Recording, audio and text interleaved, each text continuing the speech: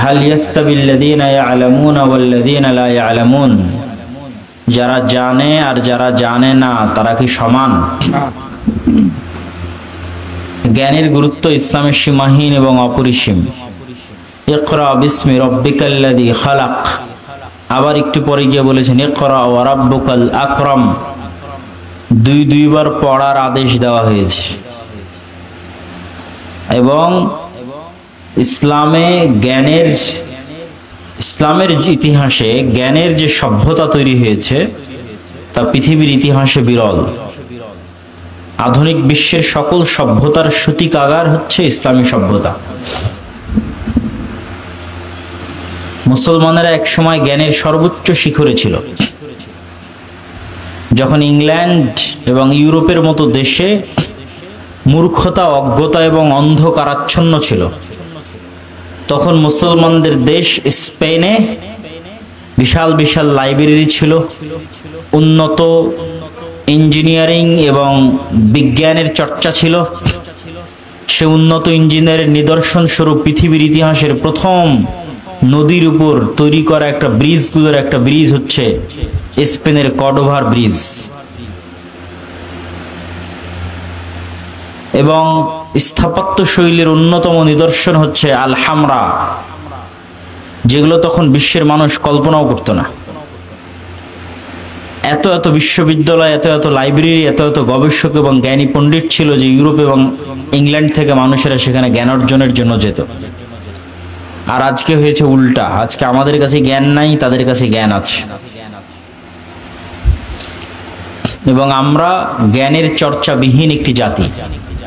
আমরা অকাজে সময় নষ্ট করতে পছন্দ করা একটি জাতি।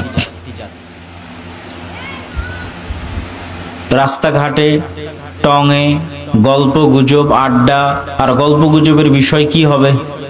কতক্ষণ আর ভালো গল্প হবে? গল্পে তো ততক্ষণ মজাই আসে না যতক্ষণ আর একজনের দুর্নাম না হয়। ততক্ষণ গল্পে মজা হবে কিভাবে? গল্পের মধ্যে মজা আসবে যখন আরেকজনের দুর্নাম হবে।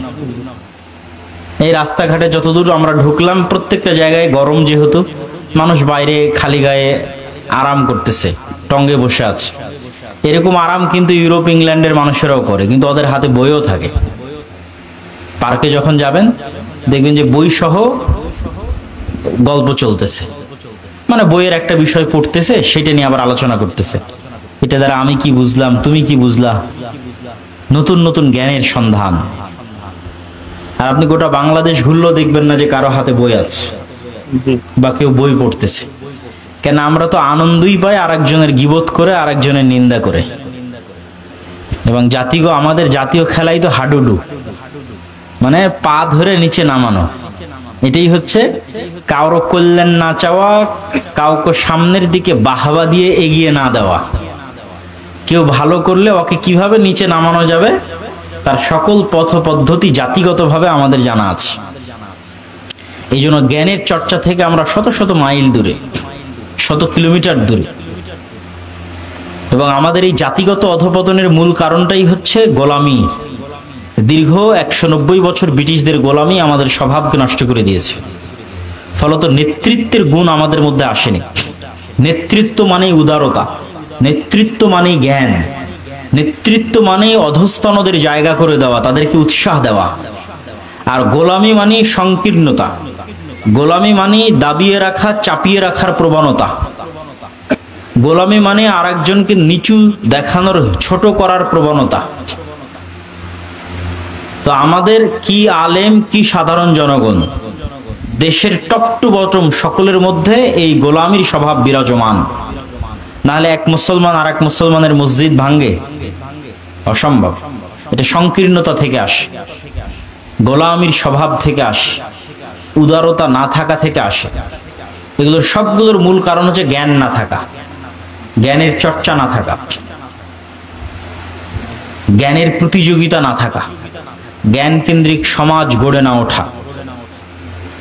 আর জ্ঞান চর্চার জন্যই আমাদের দাওয়া ইলাল্লাহর মাধ্যমে মক্তব ভিত্তিক, মসজিদ ভিত্তিক মক্তব পরিচালনা কার্যক্রম। তারপরে আমরা শুরু করেছি মাদ্রাসাগুলোর মানোন্নয়ন কার্যক্রম।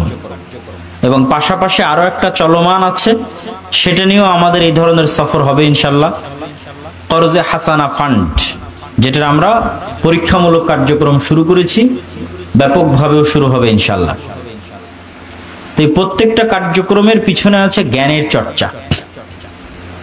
আপনাদের অত্র অঞ্চলে আমাদের অসংখ্য মক্তব চলে, কিছু বেশিরভাগ মক্তব আমাদের থেকে ট্রেনিং নেওয়া, কিছু আছে হয়তো ট্রেনিং না নেওয়া, কিছু মক্তবে আমাদের সহযোগিতা যায়, কিছু মক্তবে হয়তো যায় না। তো এই মক্তবগুলোর মাধ্যমে শতভাগ মুসলমানের সন্তান দিন শিখবে, এটা আমাদের লক্ষ্য। যেহেতু শতভাগ মুসলমানের সন্তান মাদ্রাসায় আসবে না, সেহেতু শতভাগ মুসলমানকে দিন শিখাতে হইলে চাইলে মসজিদের কোনো বিকল্প নাই। এই জন্য মসজিদে দিন শিক্ষার ব্যবস্থা জোরদার এবং মজবুত করতেই হবে। তাহলে প্রত্যেক গ্রামে একটা মসজিদ আছে, আর প্রত্যেক মসজিদে যদি শক্তিশালী মক্তব থাকে, আর মক্তব থেকে যদি দাওয়াতি কাজ করা হয় যাতে গ্রামের সব বাচ্চা সে মক্তবে যায়, তাহলে একদিনে বাংলাদেশের শতভাগ মুসলমানের সন্তানকে কোরআনও শেখানো যাবে, দিনও শেখানো যাবে। আর দিনের দাওয়াতি কাজ ধরে রাখার জন্য আলেমদের বিকল্প নাই, কেননা এই উম্মাতে অন্য কোন নবী আর আসবেন না। শেষ নবী মুহাম্মদ সাল্লাল্লাহু আলাইহি ওয়াসাল্লামই একমাত্র নবী, এবং শেষ নবী মুহাম্মদ সাল্লাল্লাহু আলাইহি ওয়াসাল্লাম যিনি আমাদের একমাত্র নবী, তার অবর্তমানে এই দিনের দাওয়াত বহন করবে আলেমরা। আল উলামা ওয়ারাসাতুল আম্বিয়া। তাহলে আজকে পাঁচপুর, জান্নাতুন নাইম বা এরকম গোবিন্দগঞ্জ, সাঘাটা, এই অঞ্চলগুলোতে দিনের দাওয়াত এসেছে, দিনের দাওয়াত ছড়িয়ে পড়ছে এবং দিনের দাওয়াত ছড়িয়ে পড়বে, তার সবচেয়ে বড় কারণ হচ্ছে আলেমদের অবদান।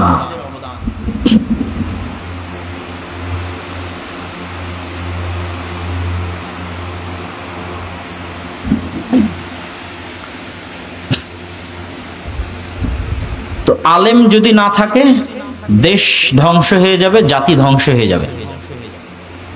আর আল্লাহ সুবহানাহু ওয়া তাআলা বলেছেন যে আল্লাহ জ্ঞান মুসলমানদের মধ্যে থেকে জোর করে উঠিয়ে নেবেন না। আল্লাহর নবী বলছেন লা ইয়ানতাজিউল ইলম ইনতিজাআন, ছিনিয়ে নেবেন না, বরং আলেমদের মৃত্যুর মাধ্যমে জ্ঞান উঠে যাবে। মুসলমানের সন্তানেরা আর মাদ্রাসায় পড়তে যাবে না, মুসলমানেরা আর মাদ্রাসা চালাবে না, আলেম আর তৈরি হবে না, যা আলেম দুই একটা ছিল তাও মরে শেষ হয়ে যাবে, এভাবে জ্ঞান উঠে যাবে। ফাত্তাখাযান নাস রুউসান জুহালা, মানুষ তখন জাহেল মূর্খদের নেতা বানাবে, নিজেরাও ধ্বংস হবে, দেশ জাতি সব ধ্বংস হবে। আগের উম্মতদের কাছে যেমন নবী না গেলে, নবীর দাওয়াত না গেলে তারা ধ্বংস হয়ে গেছে, এই উম্মতে যেহেতু নবী আসবে না, তো নবীর স্থলাভিষিক্ত কারা? কথা বলেন, নবীর স্থলাভিষিক্ত কারা? আলেমেরা। আলেমেরা। তো আলেম তৈরি হওয়ার মাদ্রাসায় নাই, তো আলেম তৈরি হবে? হবে না। তা আলেম তৈরি না হলে দেশ জাতি ইসলাম সব শেষ হয়ে যাবে। এই জন্য আপনাদের এই প্রত্যন্ত অঞ্চলে যে আপনারা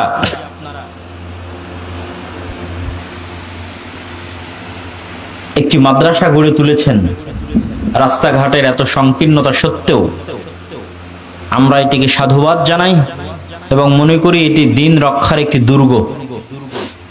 কিন্তু মসজিদ মাদ্রাসাগুলোকে চার দেওয়ালের মধ্যে সীমাবদ্ধ থাকলে হবে না, শুধু সালাত সিয়ামের মধ্যে সীমাবদ্ধ থাকলে হবে না, তাদেরকে বের হয়ে সমাজ পরিবর্তনে ভূমিকা রাখতে হবে। তাদেরকে মনে করতে হবে যে আমরা কমিটি কর্তৃক বেতনভুক্ত কর্মচারী নই, বরং আল্লাহ সুবহানাহু ওয়া তাআলা কর্তৃক মনোনীত দায়ী ইলাল্লাহ, নেতা, দায়িত্বশীল।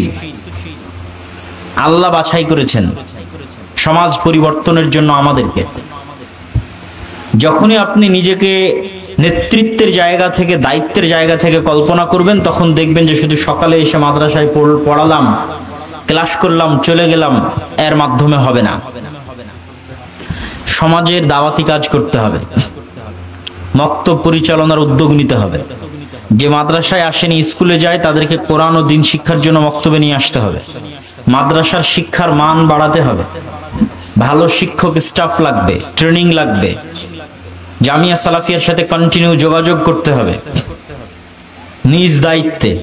আজকে আমরা আপনাদের সাথে যোগাযোগ করে এসেছি, কিন্তু আপনাদেরও দায়িত্ববোধের জায়গা থাকতে হবে যে কিভাবে আমার শিক্ষা প্রতিষ্ঠানকে উন্নত করা যায়, কিভাবে শিক্ষার মান বাড়ানো যায়, কিভাবে মাঝে মধ্যে জামিয়া সালাফিয়া থেকে শিক্ষক নিয়ে আসা যায় ছাত্রদের ট্রেনিং এর জন্য, শিক্ষকের ট্রেনিং এর জন্য।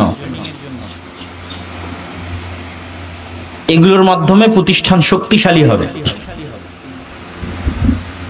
এবং সর্বশেষ যেটির মাধ্যমে প্রতিষ্ঠান শক্তিশালী হবে সেটি হচ্ছে শুধু মানুষের থেকে নেওয়া নয়, মানুষকে দেওয়া। ওইটা আপনার পকেট থেকে দিতে হবে না, ওইটার জন্য মানুষ আপনাকে দিবে। তথা গ্রামের অসহায় দরিদ্র মানুষের পাশে দাঁড়ানো মাদ্রাসার কাজ, তাদেরকে সহযোগিতা করা। এতে সমাজে ভ্যালু তৈরি হয়, সমাজে সামাজিক সোশ্যাল পাওয়ার তৈরি হয়। এর চেয়ে উপরে উঠে সমাজে প্রচলিত অন্যায়ের বিরুদ্ধে দাঁড়াতে হবে।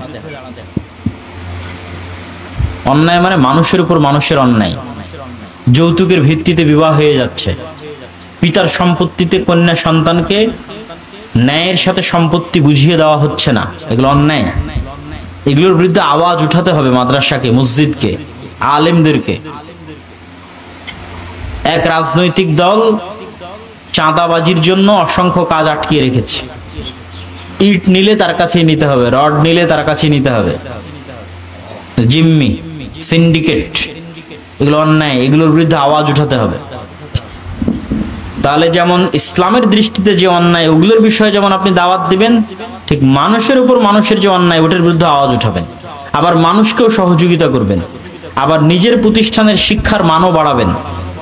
আবার শিক্ষা প্রতিষ্ঠানের বাইরে গ্রামের সকল মানুষকে কোরআন শিখানোর জন্য মক্তব্য চালু করবেন। এইভাবে সমান্তরালে যখন চলবে, তখন আপনার এই মসজিদ, আপনার এই মাদ্রাসা একটি আদর্শ, একটি শক্তিশালী, একটি সুষ্ঠু, একটি যোগ্য, পাওয়ারফুল ইনস্টিটিউটে পরিণত হবে। এমনও হতে পারে যে আপনার গ্রামের মেম্বারের চাইতে মাদ্রাসা পাওয়ারফুল হয়ে যাবে। এমনও হতে পারে অত্র ইউনিয়নের চাইতে পাওয়ারফুল হয়ে যাবে। এটা নেতৃত্বের যোগ্যতার উপর নির্ভর করছে, হিকমা এবং ক্রিয়েটিভিটির উপর নির্ভর করছে। এবং এই প্রত্যেকটা কাজে আমরা কিছু না কিছু হলেও সহযোগী হিসেবে আছি। আপনার শিক্ষার মান উন্নয়নে সহযোগী হিসেবে আছে, আপনার মক্তবের উন্নয়নে সহযোগী হিসেবে আছে। এখন পর্যন্ত 500 মক্তবের শিক্ষক ট্রেনিং নিয়েছে, 500-র অধিক। 500টা হচ্ছে আমাদের রমজানের হিসাব পর্যন্ত, এখন 550+ হবে, কেননা এখনো ট্রেনিং চলতেছে। যাদের যাতায়াত থাকা খাওয়া আমরা বহন করেছি, সকল মক্তবে ফ্রি বই দিয়েছি সকল ছাত্রের জন্য। রমজান মাসে তাদেরকে হাদিয়ে দিয়েছি আল্লাহ সুবহানাহু ওয়া তাআলার দয়া এবং রহমতে। এখন শিক্ষা প্রতিষ্ঠান নিয়ে কাজ করতেছি। এক পর্বে আমাদের শিক্ষা প্রতিষ্ঠানের টিচারদের ট্রেনিং হয়েছে, দ্বিতীয় পর্বে আমার সফর চলতেছে, তৃতীয় পর্বে আমাদের আরো কিছু কার্যক্রম আছে, সেগুলো আমরা সময় সাপেক্ষে জানাবো এবং হবে ইনশাল্লাহ।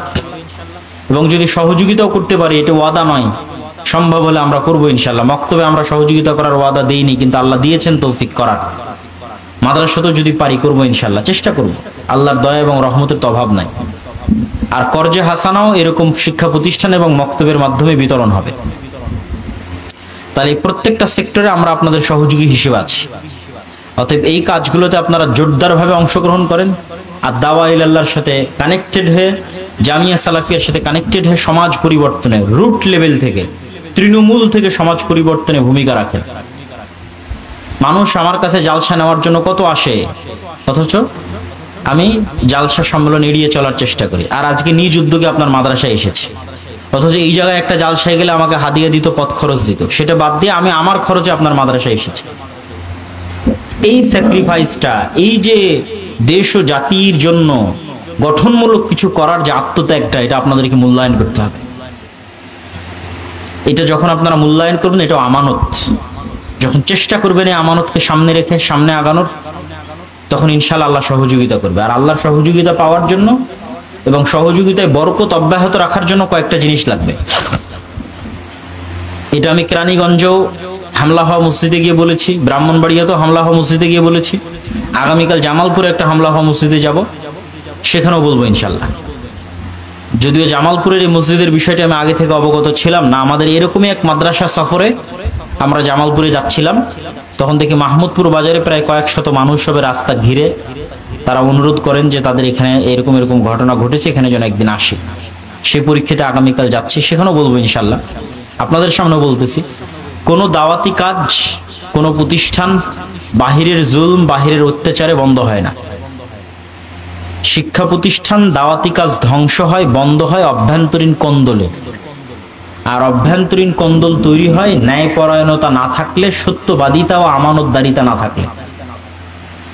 যখনই একটা প্রতিষ্ঠানের দায়িত্বশীলের মধ্যে সত্যবাদিতা, ন্যায়পরায়ণতা, আমানতদারিতার ঘাটতি ঘটে, তখন ওখান থেকে আল্লাহর বরকত উঠে যায়, ওখান থেকে একতার বরকত উঠে যায়, প্রতিষ্ঠান ভেঙে চুরে যায়, চূর্ণ বিচূর্ণ হয়ে যায়, বন্ধ হয়ে যায়। এই জন্য প্রতিষ্ঠানে বরকত ধরে রাখতে চাইলে, প্রতিষ্ঠানের অগ্রসরমান ধরে রাখতে চাইলে, প্রতিষ্ঠানে এমন দায়িত্বশীল নিয়োগ করতে হবে, প্রিন্সিপাল হোক, কমিটি হোক, চেয়ারম্যান হোক, পরিচালক হোক, যে সত্যবাদী হবে, আমানতদার হবে, ন্যায়পরায়ণ হবে। তাহলে বাহিরের কোনো জুলম, বাহিরের কোনো শক্তি সেই প্রতিষ্ঠানকে ভাঙতে পারবে না। ইখলাস থাকবে আল্লাহর জন্য, লক্ষ্য উদ্দেশ্য থাকবে আল্লাহর জন্য, চেষ্টা থাকবে আল্লাহর জন্য, পরিশ্রম থাকবে আল্লাহর জন্য, আল্লাহ সুবহানাহু ওয়া তাআলার সন্তুষ্টির জন্য। আর চেষ্টাটা হবে জ্ঞান কেন্দ্রিক দাওয়াতি কাজ। কামড়া কামড়ি, মারামারি, ঠেলা ঠেলি, এই দাওয়াতি কাজে শুধু হিংসা বিদ্বেষ, গঠনমূলক কোনো কাজ নাই। কে কাকে পিছনে ফেলতে পারে, কে কাকে টেনে ধরতে পারে, নিচে নামাতে পারে, এটাতে দিন শেষে দেশ জাতির কোনো উপকার হয় না। আমি একজনের বিরুদ্ধে বক্তব্য দিলাম, এটাতে দেশ জাতির কোনো উপকার নাই। আমি আরেকজনের বিরুদ্ধে আরেকজনকে লাগিয়ে দিলাম, এটা তো দেশ জাতির কোনো উপকার নাই। আমি নতুন গঠনমূলক কিছু করলাম, এটাতে দেশ জাতির উপকার আছে। সেটা যেই করুক, গঠনমূলক কাজে সময় দিলে ইবলিসের শয়তানি কমে, আর দেশ এবং জাতির উপকার হয়। তো আমরা আমাদের জায়গা থেকে সাধ্য অনুযায়ী চেষ্টা করতেছি দেশ ও জাতির জন্য গঠনমূলক কিছু করতে। যেমন মক্তব ভিত্তিক 300-র অধিক মসজিদে সফর দিয়েছি আল্লাহ সুবহানাহু ওয়া তাআলার দয়া এবং রহমতে। সে প্রজেক্টটা আলহামদুলিল্লাহ চলমান। এখন মাদ্রাসা ভিত্তিক আমাদের সফর চলমান, এবং এরপরই কর্জে হাসানা ভিত্তিক আমাদের কার্যক্রমের যে ঘোষণা, যেটির পরীক্ষামূলক বাস্তবায়ন অলরেডি চলতেছে, সেটা আমাদের পুরো সিস্টেম দাঁড়িয়ে গেলে সেটি নিয়েও আমরা আপনাদের সামনে আসবো ইনশাআল্লাহ। আমাদের শেষ লক্ষ্য হচ্ছে শক্তিশালী প্রতিষ্ঠান তৈরি করা। শক্তিশালী প্রতিষ্ঠান ছাড়া লক্ষ কোটি পঙ্গপালের মতো ভোটার দিয়ে আপনি কখনোই ক্ষমতার কিছুই করতে পারবেন না।